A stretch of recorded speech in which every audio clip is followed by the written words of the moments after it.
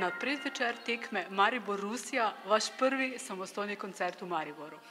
Ja, sem si izbrala dober datum, pa takrat, ko se še ni vedelo za nogomet, je bil tudi jutrišnji datum opcija, ampak še dobro, da ga nisem izbrala, ker verjetno ne bi bila taka dobra udeležba, kot se za danes napoveduje. Prvi samostojni pred leti, ko sem še nastopala skupino na svojih glasbenih začetkih, sem imela en koncert v Sodnem stolpu v okviru festivala Lent, ampak v bistvu zdaj pa začela manca prvi samostojni koncert. Drugače vas pa z Mariborom vendarle povezuje skupina Nordung, ne?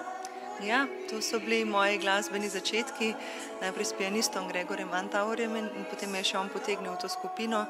Prva plošča moja, vozila sem se veliko v Maribor, na vaje, posnela tukaj ploščo, tako da ja, veliko lepih spominov. Vse dokler nisem šla v Rusijo, smo sodelovali.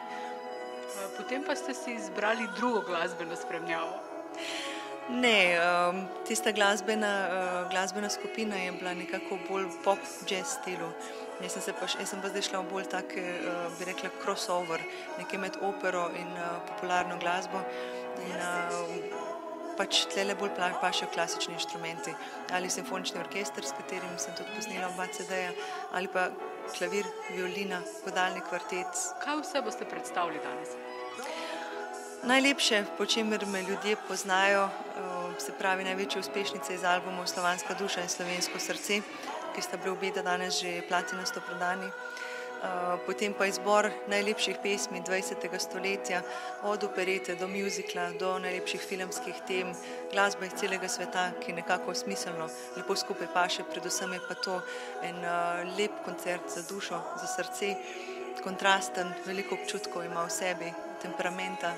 Tako da po ocenah dosedanjih poslušalcev je ta koncert, na katerega res treba iti, no, tako so rekli. Jutri boste zagotovo gledali nogometno tekmo. Za koga boste navijali oziroma kako se boste z možem dogovorila? Ponudila sem, da zapojem slovensko in rusko himno, pa se je protokol odločil, da bo himna igrala iz CD-jev. Nogomet bomo gledali, ampak ne zmaga najboljši.